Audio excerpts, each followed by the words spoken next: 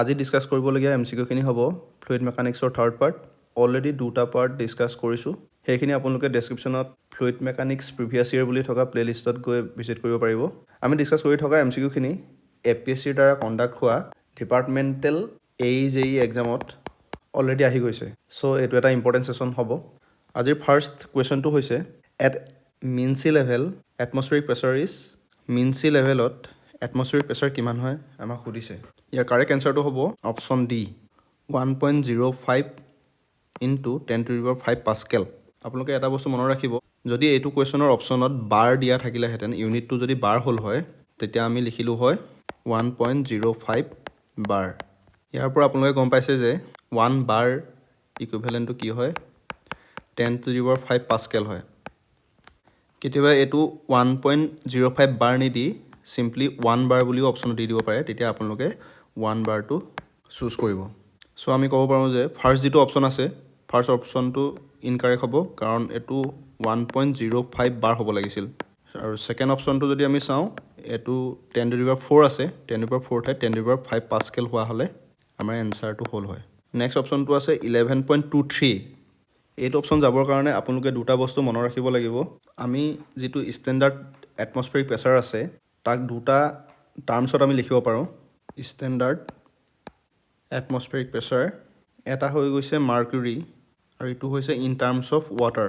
মাৰ্কুৰীৰ কাৰণে হয় 760 mm আৰু ৱাটাৰৰ কাৰণে হয় 10.3 মিটাৰ। আপোনালোকে এই দুটা টাৰ্ম মনত ৰাখিব। আমি ষ্টেণ্ডাৰ্ড এটমছফেৰিক প্ৰেছাৰটো মাৰ্কুৰীৰ টাৰ্মছত যদি কওঁ 760 mm হ'ব আৰু ৱাটাৰৰ ক্ষেত্ৰত হ'ব 10.3 মিটাৰ। আৰু আমাৰ যিটো এটমছফেৰিক প্ৰেছাৰ আছে, এটমছফেৰিক প্ৰেছাৰটো বেৰ'মেট্ৰিক প্ৰেছাৰ বা লোকেল এটমছফেৰিক প্ৰেছাৰ বুলিও কয়, লোকেল এটমছফেৰিক প্ৰেছাৰ। আমি নেক্সট কুৱেশ্যনলৈ আহিছোঁ। The specific weight of water in SI unit. Specific weight of water SI ইউনিটত কিমান হয়? আমি স্পেচিফিক ৱেটটোক আৰু এটা টাৰ্ম দি ডিনোট কৰোঁ, সেইটোক ৱেট ডেঞ্চিটি বুলি কয়, ৱেট ডেঞ্চিটি। আমি জানো মাছ ডেঞ্চিটিৰ ফৰ্মুলা জানো, mass density equal to mass by volume. ঠিক তেনেদৰে ৱেট ডেঞ্চিটিৰ ফৰ্মুলা হ'ব ৱেট বাই ভলিউম। ৱেট মানে হৈছে mass into acceleration due to gravity divided by volume থাকিব। ইয়াৰে যিটো মাছ বাই ভলিউম হয়, এইটো হ'ব মাছ ডেঞ্চিটি। মানে আমি ক'ব পাৰোঁ, যদি মাছ ডেঞ্চিটিটো আমি দি ডিনোট কৰোঁ, আমি ক'ব পাৰোঁ যে ইনটু জি। এতিয়া আমাৰ যিহেতু ৱাটাৰৰ টাৰ্মছত সুধিছে, আমি জানো যে ৱাটাৰৰ মাছ ডেঞ্চিটি হয় 1000 কিলোগ্ৰাম পাৰ মিটাৰ কিউব আৰু এক্সিলাৰেশ্যন ডিউ টু গ্ৰেভিটি হ'ব 9.81 মিটাৰ পাৰ ছেকেণ্ড স্কুৱাৰ। ইয়াৰ পৰা আমি পাই যাম 9810 kg per metre square second square. ইয়াৰ পৰা 9810 kg into metre divided by metre cube into second square. আমি জানো যে kg into metre divided by second square ই কি ডিনোট কৰে, নিউটন। চ' আমি ক'ব পাৰোঁ যে 9810 নিউটন বাই মিটাৰ কিউব। এই নিউটনটো কি হয়, ফ'ৰ্চৰ SI ইউনিট হয়। চ' আমি কাৰেক্ট এনচাৰ পালোঁ অপশ্যন এ। যদি এইটোকে যদি কিলো নিউটন পাৰ মিটাৰ স্কুৱাৰত সুধিলে হয়, তেতিয়া আমি ক'লোহেঁতেন 9.81 kilo newton per metre cube. Next question হৈছে 1 atmospheric pressure is equivalent to, আমি ওপৰতে পাই আহিছিলোঁ, যদি ইন টাৰ্মছ অফ মাৰ্কুৰীৰ লগত হয়, মাৰ্কুৰীৰ কাৰণে হয় 760 mm আৰু যদি ৱাটাৰৰ কাৰণে হয় তেতিয়া 10.3 মিটাৰ। গতিকে কাৰেক্ট এনচাৰ হ'ব 760 mm mercury. Next question, stoke is the unit of. ষ্টকটো কাৰ ইউনিট হয়? ষ্টকটো হৈছে কাইনেমেটিক ভিস্কচিটিৰ ইউনিট। কাইনেমেটিক ভিস্কচিটিৰ SI ইউনিট হয় কিমান? Metre square divided by second. 1 metre square second equal to হয় 10⁴ ষ্টক। ইয়াৰ পৰা যদি আমি 1 ষ্টক উলিয়াব যাওঁ, ইকুৱেল টু হ'ব 10⁻⁻4 মিটাৰ স্কুৱাৰ ছেকেণ্ড। ছাৰফেচ টেনশ্যনৰ ইউনিট কি হয়?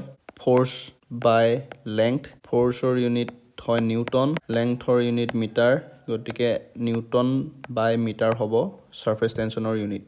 ভিস্কোচিটি আমি যাক ডাইনামিক ভিস্কোচিটি বুলিও কওঁ ডাইনামিক ভিস্কোচিটিৰ ইউনিট হ'ব newton by metre square into second আৰু নিউটন বাই মিটাৰ স্কোৱাৰটোক আমি কওঁ পাস্কেল বুলি চ' ডাইনামিক ভিস্কোচিটিৰ ইউনিট হ'ব পাস্কেল ইনটু ছেকেণ্ড আৰু এটা কথা আপোনালোকে মনত ৰাখিব 1 পাস্কেল ছেকেণ্ড মানে হৈছে 10 পইচ আৰু 1 পইচ ইকুৱেল টু আমি ইয়াৰ পৰা উলিয়াই ল'ব পাৰিম 10 to the power minus 1 Pascal second.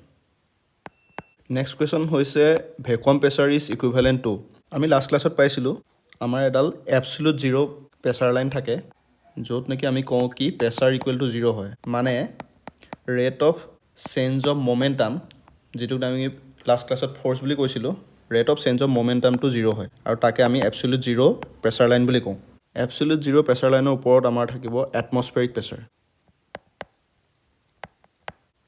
atmospheric pressure যদি কোনোবা এটা প্ৰেছাৰ atmospheric প্ৰেছাৰতকৈ বেছি হয় তেতিয়া আমি তাক absolute pressure বুলি কওঁ absolute pressure আপোনালোকে মনত ৰাখিব absolute প্ৰেছাৰটো বেলেগ বস্তু হয় আৰু absolute zero প্ৰেছাৰটো কিন্তু বেলেগ হয় যদি প্ৰেছাৰটো 0 হয় তেতিয়া আমি তাক কম absolute zero pressure আৰু এটা definite pressure যদি হি obtain কৰে তেতিয়া আমি তাক কম absolute pressure আৰু এই definite যিটো প্ৰেছাৰ হি ইনক্ৰিজ কৰিব with respect to atmospheric pressure সেই definite প্ৰেছাৰটোক আমি ডিনোট কৰিম গছ প্ৰেছাৰ দি মানে atmospheric প্ৰেছাৰতকৈ যদি হি গছ প্ৰেছাৰটা বেছি অবটেইন কৰে তেতিয়া আমি absolute প্ৰেছাৰ পাম সো আমি ক'ব পাৰোঁ যে in terms of atmospheric pressure গছ প্ৰেছাৰটো সদায় পজিটিভ হয় গছ প্ৰেছাৰ অলৱেজ পজিটিভ আৰু আপোনালোকে এটা বস্তু মনত ৰাখিব যেটো absolute প্ৰেছাৰ আমি মেজাৰ কৰিম হেতু in terms of absolute zero প্ৰেছাৰৰ পৰাহে মেজাৰ কৰিম এতিয়া আমি উইথ ৰেসপেক্ট টু atmospheric প্ৰেছাৰ এটা নেগেটিভ প্ৰেছাৰ কনসিডাৰ কৰিম যাক নেকি কম ভ্যাকুয়াম প্ৰেছাৰ যেটো নেকি atmospheric প্ৰেছাৰতকৈ কম হয় এটো হ'ব vacuum pressure in terms of atmospheric pressure এটা প্ৰেছাৰ ভ্যাকুয়াম প্ৰেছাৰ আমি আঁতৰাই দিয়াৰ পাছত উইথ ৰেসপেক্ট টু absolute zero প্ৰেছাৰৰ কাৰণে আমি এটা absolute প্ৰেছাৰ পাম কথাটো আপোনালোকে ভালদৰে মন দিব atmospheric প্ৰেছাৰৰ টাৰ্মছত ভ্যাকুয়াম প্ৰেছাৰ এটা মাইনাস কৰাৰ পিছত absolute zero প্ৰেছাৰৰ ৰেসপেক্টত আমি এটা absolute প্ৰেছাৰ পাম সো আমি ক'ব পাৰোঁ যে এই লাইনডাল হ'ব absolute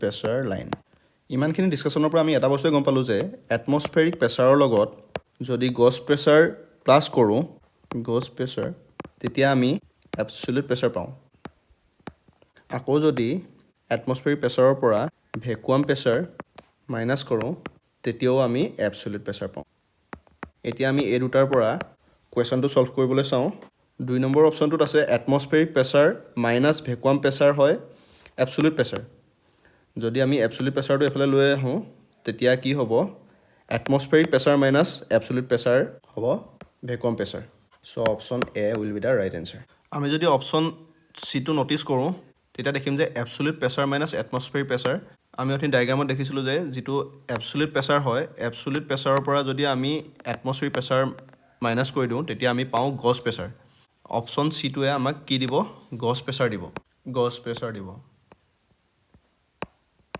So that's all for today's class. Thank you.